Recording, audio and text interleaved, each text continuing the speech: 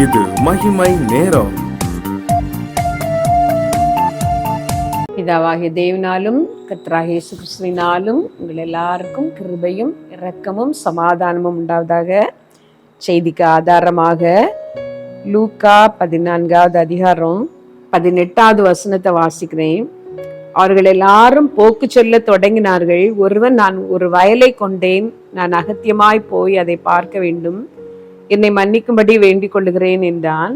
வேறொருவன், 5 ஏர் மாடு கொண்டேன், அதை சோதித்து பார்க்க போகிறேன், என்னை மன்னிக்கும்படி வேண்டிக் கொள்ளுகிறேன் என்றான். வேறொருவன், பெண்ணை விவாகம் பண்ணினேன், அதனால் நான் வரக்கூடாது என்றான். இயேசு கிறிஸ்து பரலோக ராஜ்யத்தை பற்றி சொன்ன இன்னொரு உவமை. ஒரு மனுஷன் ஒரு பெரிய விருந்தை ஆயத்தம் பண்ணி தனக்கு அருமையானவர்களை எல்லாம் அழைத்தான். இந்த விருந்துக்கு நீங்கள் வாங்க, உங்களுக்காக கொளுத்த ஜந்து ஆயத்தம் பண்ணப்பட்டிருக்கிறது, உங்களுக்காக பெரிய விருந்தை நான் பண்ணி வைத்திருக்கிறேன் என்று சொல்லி ஒரு மனிதன் அழைத்தான். ஒரு இடத்துல அந்த உவமை பற்றி சொல்லும் பொழுது, ஒரு ராஜா தன்னுடைய மகனுக்கு கல்யாணம் செய்து வைத்தார் என்று சொல்லி இருக்கும். கூப்பிட்ட போது ஒவ்வொருத்தரும் ஒவ்வொரு சாக்கு போக்கு சொன்னார்கள். விருந்தெல்லாம் ஆயத்தமான பிறகு வாருங்கள் என்று அழைத்தால் ஒவ்வொருத்தரும் ஒவ்வொரு சாக்கு போக்கு சொன்னார்கள். ஒருவன் சொன்னான், நான் 5 ஏர் மாடு வாங்கியிருக்கிறேன், நான் பர்சனலாக அகத்தியமாய் நானாக போய் பார்க்க வேண்டும். மற்றொருவன் சொன்னான், நான் ஒரு வயலை வாங்கியிருக்கிறேன், நான் தான் அதை சோதித்து பார்க்க வேண்டும் என்று சொல்லி. இன்னொருவன் சொன்னான், எனக்கு திருமணம் ஆயிற்று, நான் அதனால் வர முடியாது, திருமணமாகி இருக்கிறது, என்னுடைய குடும்பத்தை நான் பார்க்க வேண்டும், என் பெண்ணை விவாகம் பண்ணினேன், அதனால் நான் வரக்கூடாது என்று சொன்னான். இதை அந்த ஊழியக்காரன் போய் அந்த மனிதனிடம் சொன்ன பொழுது அவருக்கு கோபம்.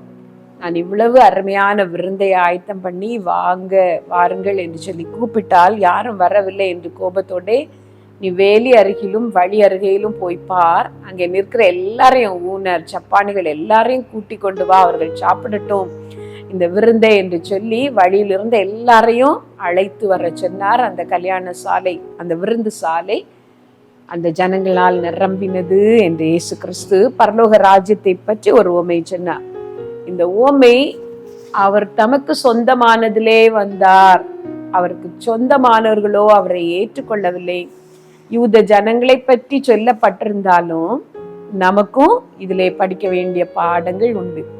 இயேசு கிறிஸ்து அந்த ஜனங்கள் நடுவிலே வந்து அவர்களோடு பேசி உறவாடி பரலோக ராஜ்யத்துக்கு அடுத்த காரியங்களை அவர்களுக்கு சொன்ன பொழுது அவர்கள் அவரை ஏற்றுக்கொள்ளவில்லை. எப்பொழுது பார்த்தாலும் அவரிடம் சந்தேகப்பட்டு கொண்டு அவரிடம் கேள்வி கேட்டுக்கொண்டு இருந்தார்கள். அவர்கள் நம்பவில்லை என்று சொல்லி வேதத்துல நாம் பார்க்கிறோம். அவருடைய சகோதரரும் கூட அவரை நம்பவில்லை என்று சொல்லப்பட்டிருக்கிறது. அவர்கள் அவரை ஏற்றுக்கொள்ளவில்லை. அப்பொழுது அவர் நமக்கு அந்த வாசலை திறந்து தந்தார். புறஜாதிகளாகிய நமக்கு அந்த பரலோக வாசலை திறந்து தந்தார். காணியாட்சிக்கு புறம்பானவர்கள் நாம், அவருக்கு சொந்தமல்லாத ஜனங்களாக கருதப்பட்டவர்கள்.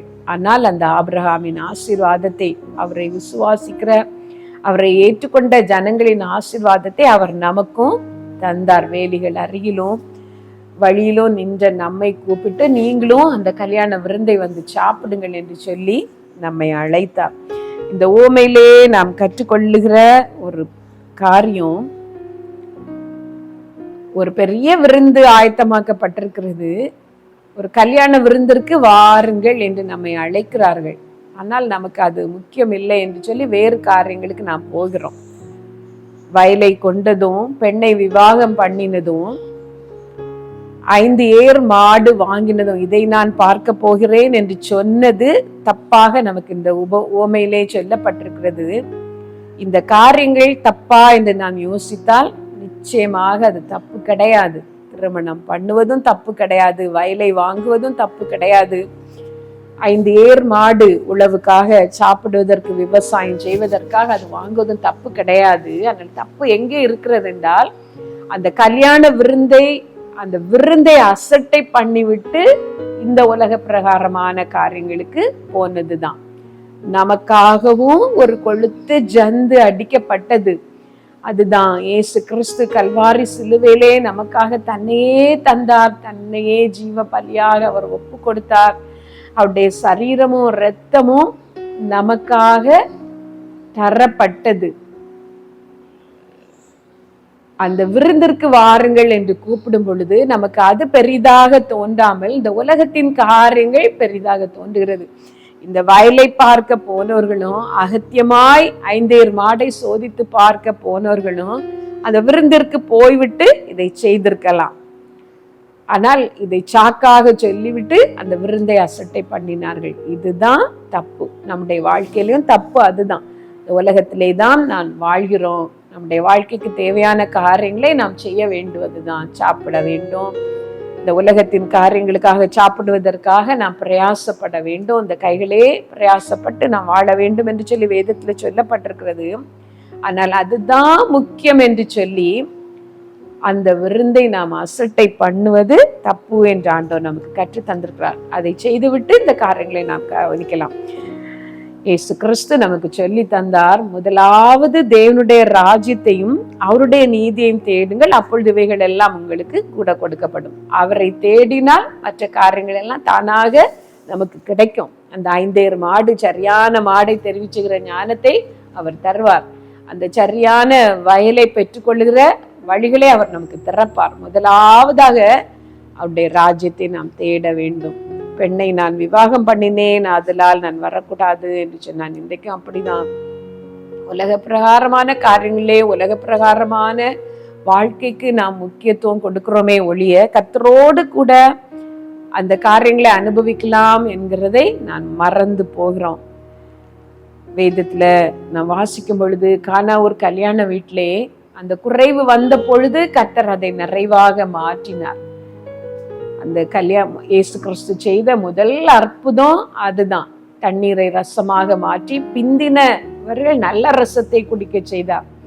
அதற்கு காரணம் என்ன என்று சொல்லி நாம் வேதத்திலே நாம் வாசிக்கும் பொழுது இயேசுவும் அவருடைய சீஷர்களும் அதிலே அழைக்கப்பட்டிருந்தார்கள் என்று சொல்லி நாம் பார்க்கிறோம். ஒரு கல்யாண விருந்து, ஒரு திருமண காரியம், முதலாவது அவர்கள் இயேசுவையும் அவருடைய சீஷர்களையும் அழைத்தார்கள்.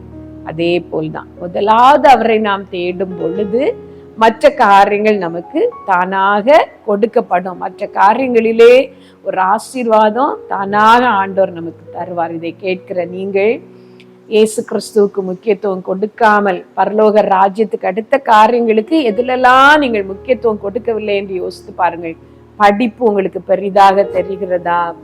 ஆண்டவருடைய சமூகத்திலே உங்களை ஒப்பு கொடுத்த ஆண்டவரே, உம்முடைய நாள், ஓய்வு நாள் உமக்குரியது, அதை மகிமையுள்ள நாள் என்று எண்ணி அதிலே நான் உம்மை தேடி உம்முடைய காரியங்களிலே நான் ஈடுபடுவேன் என்று சொல்லி ஜெபித்து பாருங்கள். நீங்கள் எதிர்பார்க்கிறதை விட அதிக மதிப்பெண்கள் நீங்கள் பெற்றுக்கொள்ளத்தக்கதாக கர்த்தர் உங்களை ஆசீர்வதிப்பார்.